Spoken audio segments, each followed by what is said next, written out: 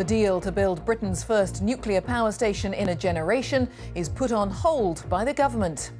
News that a decision about Hinkley would be delayed was greeted with shock just hours before contracts were due to be signed with the French firm EDF. We'll be asking what it means for the future of the project. Also this lunchtime, more than 500 children have been identified as victims of online sexual abuse in a massive police operation across Scotland. Hillary Clinton promises to make the United States work for everyone as she accepts the Democratic Party nomination for president. It is with humility, determination, and boundless confidence in America's promise that I accept your nomination. With a week to go to the opening of the Olympic Games, we'll be live at Team GB's training base in Brazil. And Pope Francis visits the Auschwitz death camps and prays for forgiveness for so much cruelty. In the south, more misery for commuters the day after the RMT union announces 5 days of strike action. Southern Railway calls for fresh talks. And goodbye to Gladys. Farewell to Britain's oldest woman as she's laid to rest.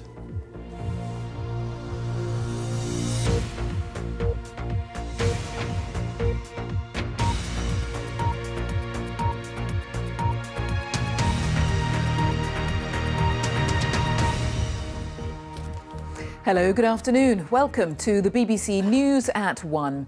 The government has pulled back from a deal to build Britain's first nuclear power station in a generation, only hours before it was due to sign a contract with the French energy company EDF. Yesterday, the EDF board narrowly voted to go ahead with the project to build Hinkley Point C in Somerset. But in a surprise move last night, ministers said they need more time to consider the project. A decision the GMB union has called bonkers. Our business correspondent John Moylan is at Hinkley this lunchtime. John. Well, there have been many twists and turns with this extraordinary project over the years, but none as unexpected as this. Today should have been a day of celebration when EDF and the government were signing reams of documents to finally seal this deal. But instead, without warning, the government appears to have put the brakes on. It was business as usual at Hinkley Point today. EDF has already ploughed £2 billion into this project. Yesterday it gave the green light to the UK's first new nuclear plant in a generation. But the celebrations are on hold. A marquee erected to welcome VIPs today is empty. Plans to sign final contracts have now been put off for months, to the surprise of many in the industry. The government, yes, if they're going to take a little bit of time, then that's fair enough. It can't go on for ages and ages because we're going to find ourselves in real problems then about how we ensure that we have a reliable energy security for the future. This week, the Business Secretary Greg Clark was courting investment in nuclear energy when he met his Japanese counterpart. But in a statement last night, he said that the government would now consider carefully all parts of the Hinkley project and make its final decision in early autumn. But in China, to drum up business last week, the Chancellor Philip Hammond gave no hint of a delay when speaking to the BBC's economics editor. But the government still fully supports Hinkley. Yeah, our hope is that EDF will be able to come to a conclusion quickly, and then we can go ahead with this project. So why the change in heart? China has a stake in Hinkley and the promise of building its reactors in Britain in the future. Did that raise fresh security concerns? Then there's the guaranteed price EDF will get for its power. It will tie consumers into paying billions in subsidies for decades. Whatever the reason, a U-turn on Hinkley could have serious diplomatic consequences. If one of the governments, one of the sides cancels the deal, it's going to be very bitter on the other side, and it could contribute to a souring of the relationships between the two countries, especially in the context of the Brexit. Whitehall sources say that the paperwork behind this project runs to thousands of pages, so it's right that the new government considers all the issues thoroughly. But some fear this latest setback is sending mixed messages to investors worldwide about Britain being open for business.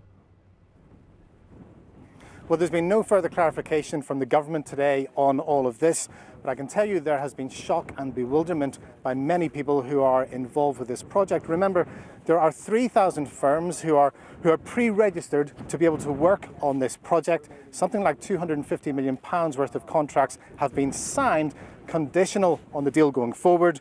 And at the peak of construction, this site will employ around 6,000 people. Well, work on the site this afternoon has now finished, but I can tell you that many workers must be going home from here today wondering what on earth is going on. John, thank you. John Moylan. Well, let's get the thoughts of our business editor, Simon Jack. And quite simply, shock in many quarters, Simon. Yeah, I was down there yesterday and actually sat there watching them put the tent together, the gazebo, to welcome all these dignitaries, VIPs, government officials, visitors from China. I mean, you say, put the champagne back on ice is usually a cliche or a metaphor. It's sort of literal in this case. So it was completely unexpected. Now, the government is saying, look, we always said we would sign this in September. EDF brought this decision forward. We see no reason to deviate from the original timeline, but that wasn't the plan. There are reams of documents, as John was saying there, that they were supposed to be signing today, a lot of backslapping, a lot of handshaking going on. So, a real shock. And if they really did always mean to sign in September, they didn't have the courtesy, or they didn't bother to tell EDF, who'd gone to enormous lengths to make everyone feel very welcome. The question, as John was saying there, is this just a pause? They just want to get familiar with it. Remember, this deal is 2 governments old. Maybe in the first few weeks of a new administration, they just want to read the fine print. That's fine. As I say, they didn't tell EDF. Or is it something more fundamental? They want to review it. Do they not like the terms of the deal? Do they not like the price? Do they not like who's involved? The China question there. All of these things are now up in the mix. But one thing's for sure, they say they want to wait to September. Nothing is going to change in the 6 weeks between now and the beginning of September. They're not going to know anything then that they don't know now. So it's a curious one. Simon, thank you. Well, let's also talk to our political correspondent, Eleanor Garnier at Westminster. And what are you hearing, Eleanor, about the reason for this? Well, I'm hearing that this new Prime Minister, Theresa May, will take her decisions when she's made them. To put it frankly, she's not going to be pushed around and pressurised into making a decision until she's ready. It is also, of course, the case that this project would have huge implications, not just for energy policy, but national security and foreign relations too. And therefore, the government thinks it deserves this level of scrutiny. Remember, we've got a brand new government in Number 10. The business department is being completely restructured. And while the last government under David Cameron and George Osborne might have taken a particular attitude towards this project, it's being pointed out to me that Theresa May's government is not going to be a mirror image of the last government. In terms of the timing yesterday, I understand the Prime Minister's team think it wasn't up to them to point out, to spell out their position ahead of the EDF board meeting. The company might have wanted that, but Theresa May wasn't going to be bounced into that. What does this say to potential foreign investors and whether Britain is open for business post-Brexit? Well, I'm being told we shouldn't over-interpret this review. There's a sense of reassurance rather than the policy being ripped up and started all over again. All right, thank you, Eleanor Garnier. Well, as we've been saying, about a third of construction costs was due to be covered by Chinese state-owned energy companies. So let's talk as well to our China editor, Carrie Gracie, who is in Beijing. What is being said about it where you are, Carrie? Not a huge deal, Jane. The first thing to say is that the company involved is being very polite in public, saying they understand the need of a new government to familiarise itself with such an important deal. But I think behind the scenes they will be dismayed and somewhat angry. The fact is, some of them had travelled 5,000 miles to be ready to stand in that marquee that Simon was talking about, drinking champagne, and they believe in immaculate choreography here in China. So the collapse in choreography that we saw last night is something that startles them. But there is also the point that Eleanor mentioned about national security, and they will be worried that there's going to be a difference in tone from this new government. Theresa May's chief of staff, she has 2. One of them, Nick Timothy, has in the past expressed concerns about the national security implications of giving China a long-term role, not just in the financing of the Hinkley project, but in designing and building a future project at Bradwell in Essex. So I think the Chinese will be waiting to see what comes next, but there will be unease tonight in Beijing. Carrie, thank you very much. Carrie Gracie there. And now the rest of the day's news. And more than 30 million images of child sexual abuse have been uncovered in a massive police operation across Scotland. More than 500 child victims have been identified, some of them as young as 3 years old. One suspect had communicated with more than 110 children. Our Scotland correspondent Stephen Godden reports. With new technology comes a growing problem: online child abuse. In Scotland, a 6-week police operation highlighted its scale, the largest ever carried out by the force. These individuals want to be wherever children are, so they're using websites, forums, chat rooms that children use. These men predominantly are using the profiles of children, pretending to be children effectively, to communicate with younger children, to groom them online, to offend against them. Codenamed Operation Lattice, detectives seized 547 computers. They recovered more than 30 million images of children, some as young as 3, being abused.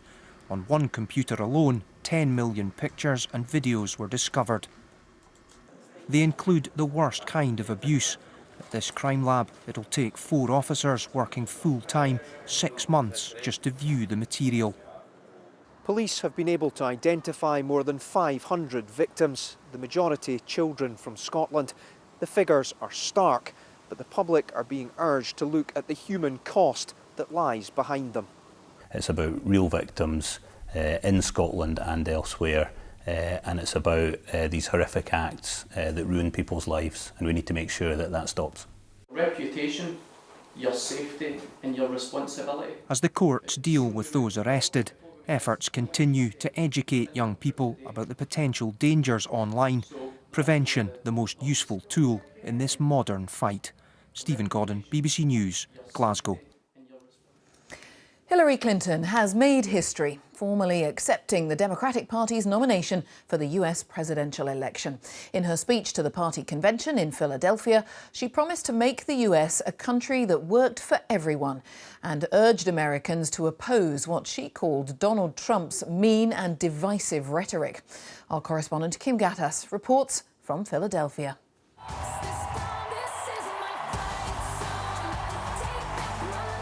The speech no woman has ever made at a party convention in America.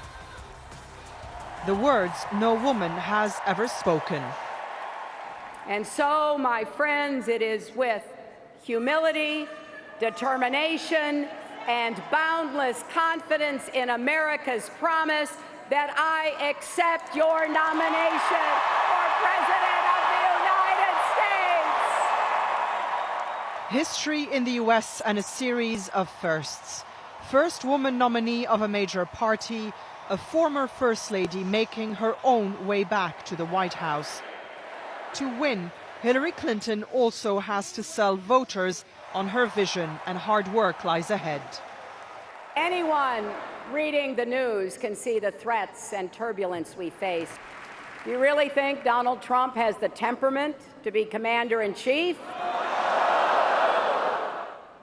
A man you can bait with a tweet is not a man we can trust with nuclear weapons. This convention has been about hope and optimism, a stark contrast to the darker picture of America painted at the Republican convention, and it's been well received. I think that this convention, the atmosphere has been positive. We are stronger together, and that's beyond party. I like to think that the energy here is going to propel her forward. A lot of people are scared of Donald Trump, and that's reason enough to vote for her. Her daughter Chelsea is now the child of 2 presidential nominees, and perhaps soon of 2 presidents. People ask me all the time,